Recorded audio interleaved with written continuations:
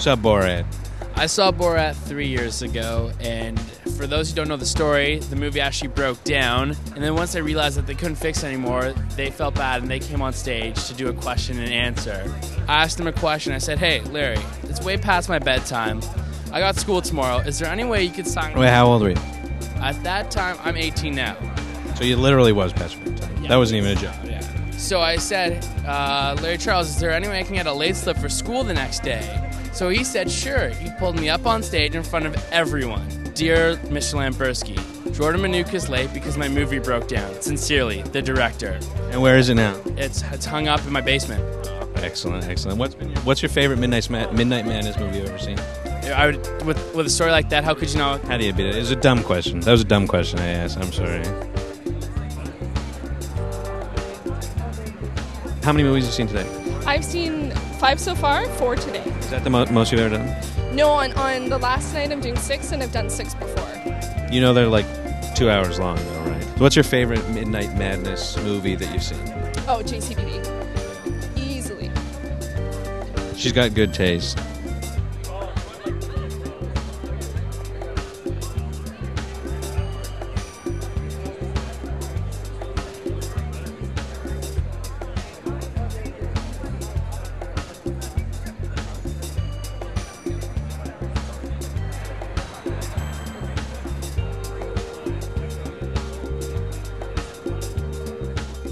Are you excited about Daybreakers? I am excited about Daybreakers. I was a little surprised. It feels a little mainstream to be Midnight Madness, considering it has a release date in 2010. But I love vampire films. What's your favorite vampire movie? Favorites. If somebody had never seen a vampire movie before, like they lived in a closet their whole life, and you were like, okay, there's these kind of movies out there about these people from Transylvania. Maybe Near Dark. Yeah, because it's sort of a bit of a different take. And Blood and Donuts. So what do you hate about The Lost Boys? Oh, no, I love The Lost Boys. I figure if someone's a vampire fan, like, if they get into it, they'll get there. That's a good point. She knows what she's talking about.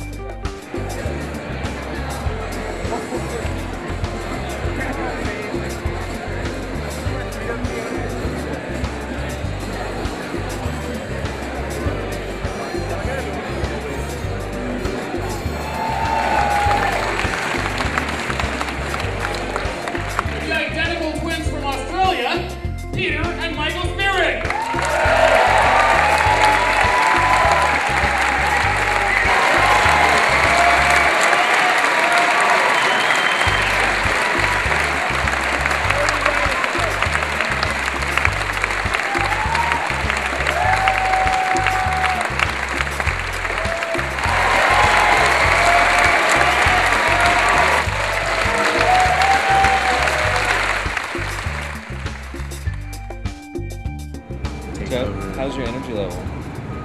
It's not bad. Night number 2, and the movie was Daybreakers, directed by the Spierig brothers of Australia. Spierig.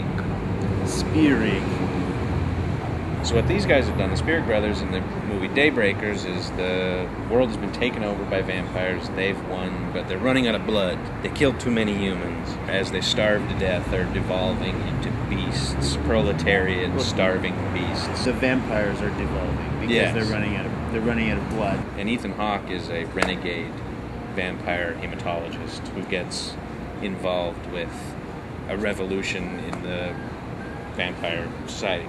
Led by Willem Dafoe, who...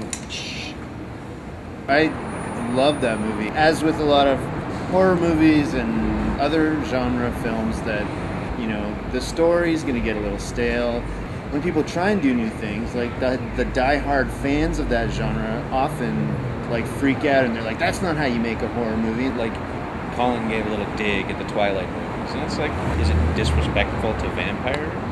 some of the best vampire movies don't have anybody with a widow's peak or, you know, a iron cross around their neck, but they're still good. You need to kind of keep pushing these genres as far as you can. I just think that on concept alone, this was a fantastic movie, and they kind of pulled it off in the right ways, like the production design and how they frame the world that this takes place in. I thought that was really like the strongest thing about the movie. what's happening is all these genres are getting played with because they're being jammed together. And this movie's like, in a lot of ways, it's like Gattaca with vampires. It's very sci-fi. It's very speculative fiction. What happens if vampires win and the corporations dominate everything and blood becomes a precious resource?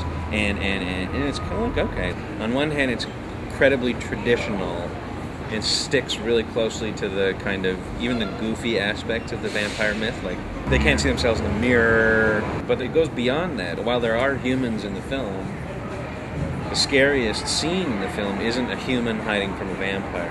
It's two normal, regular Joe vampires hiding in their kitchen from a gone crazy, evil, degenerate vampire who's not following the rules of vampire society.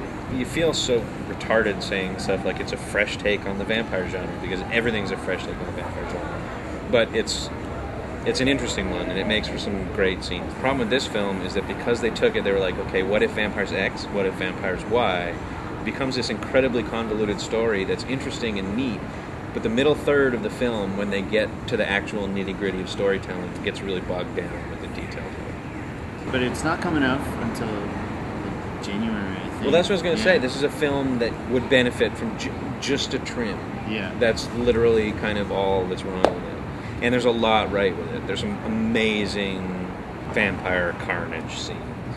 See you tomorrow for... Oh, yeah, Survival of the Dead.